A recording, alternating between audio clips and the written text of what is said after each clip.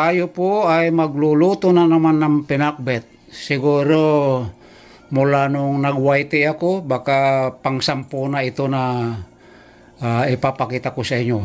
Iba-iba lagi ang pamamaraan ng pinakbet. Iyan po ang mga ingredients natin. So una, mayroon tayong pork belly. Mayroon tayong bagoong alamang, bagoong isda, at igigisa natin sa bawang, sibuyas, kamatis, at ito sigarilyas, 4 kantos, at syempre gagamit din tayo ng kalabasa. Half lang ang kukunin natin dyan. At mayroon din tayong ladyfinger, okra in Filipino, round na eggplant, ibang klase yan. Iyan ang isa sa pinakamasarap sa pinakbet. Ito naman ay bitter gourd. Ang pagkakaalam ko ay ang original nito from India, ampalaya. At imamatch natin yan sa pritong galunggong. So tayo po ay mag-uumpisa na hiwain ang ating mga vegetables. Pero bago natin hugasan yan, ay bago natin hiwain, ang ginagawa ko, ang sistema ko ay hinuhugasan kong maigi yung mga vegetables kasi hindi po organic yan. Iyan ay commercial. So huhugasan natin maigi bago hiwain. So ayan, abangan po o kaya samahan nyo ako sa aking pagluluto. So ayan, ready na lahat ang ingredients. Yung talong na lang ang hihiwain.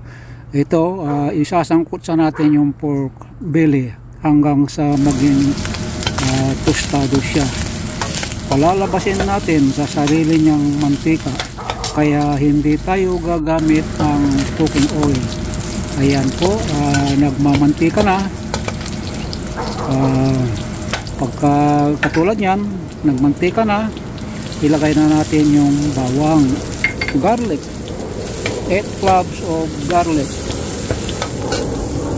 Yan, pagka golden brown na, isusunod na natin ang sibuyas. Isang medium sibuyas lang po ang ginamit natin. Halu-haluin lang hanggang sa maluto itong ating sibuyas. Saglit lang po ang pagluluto ng pakbet. At ayan, malapit ng maluto,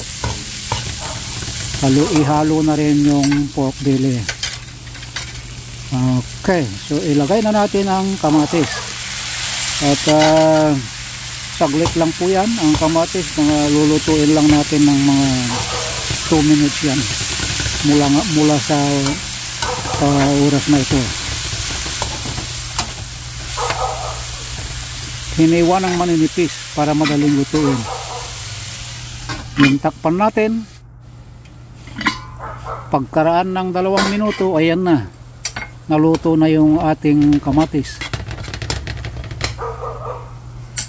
And then pagkatapos nyan, lagyan natin ng katas ng bagoong munamon, linggayin bagoong. Binuhusan ng kumukulong tubig para madurog yung dilis na bagoong, yung munamon. And tubigan uli ng kumukulong tubig para yung natitira pang laman ng dilis na bagoong ay matutunaw siya at para na rin sinahugan ng isda. Alright, takpan natin muli. Yan, after 1 minute na kumukulo, ilagay natin uli yung natitirang yung sauce ng bagoong munamon. Yan ay from Lingayen, Pangasinan. Isunod na natin yung bilog na talong. Yan po ay parang baby pakwan. Medyo matagal lutuin yan. Tapos yung kalabasa ilagay na rin natin. Halu-haluin natin. Yan. So yan ang pakbet na ginisa. Mostly sa Northern Luzon. Takpan natin. Yan. So after ng 2 minutes, tikman natin yung alat.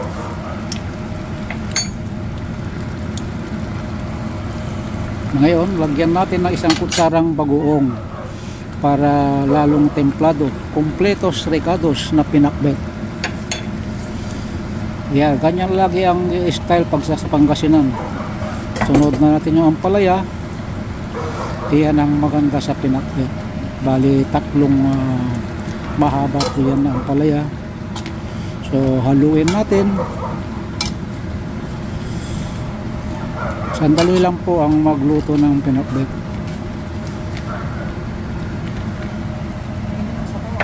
Yan, pagkatapos natin haluin, tatakpan natin at hayaan nating kumulo hanggang lumambot ng konti. So ayan, nasa half cook na. Haluin uli. Hindi na po tayo gumamit ng seasoning dyan. Okay na yung ganyan. Wala tayong ginamit na magic sarap. Okay na yan. Takpan natin muli.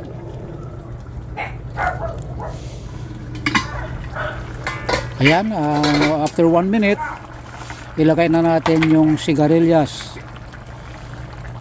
Tsaka yung lady finger. Okra sa Tagalog. Ilagay na rin yung sili na green. Mild spicy po yan, mild hot. So halu-haluin na natin. Yung okra masarap din yan sa pinakbet. Huwag i-overcook ang okra. Kailangan sa pinakbet malasado, half cook lang. Ayan, tumulong yung anak ko na maghalo kasi nagbe-video ako. Thank you, anak. Ayan. Tapos pagkatapos na haluin, we have to put back the cover. There's the pork there and later I'll... Yan, habang niluluto natin siya, magpiprito na tayo ng jeje, galunggong. Yun, almost done na yung ating pinakbet. Yan, mainit na yung mantika. Yan, luto na yan. Yung pinakbet na yan, luto na. Sarap. Amoy na amoy, pati kapitbahay nakikiamoy. Yan, okay yan.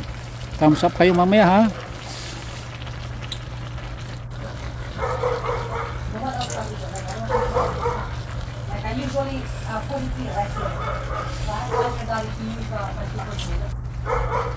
So ayan, mainit na yung ating mantika. Ilalagay na natin yung galunggong.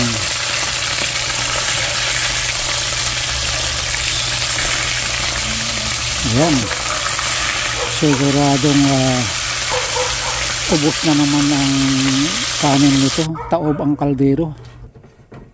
Kung nag-enjoy kayo sa aking pagluluto ng pinakbet at pritong galunggong, ay huwag kalilimutang i-like, comment the section below, and if you are not updated yet to my channel, don't forget to like, comment, and click na rin ang notification bell para updated po kayo lagi sa susunod kong mga video. So kakain na tayo mga kapatid. Unang subo para sa inyong lahat. Yan, para sa inyo pa rin lahat yan. So ayan, masarap. So huwag kalilimutang mag-thumbs up mga kapatid. Okay, so yan naman ang para sa akin. So bye bye na po. Maraming salamat sa panonood. Mega love shout out sa inyong lahat.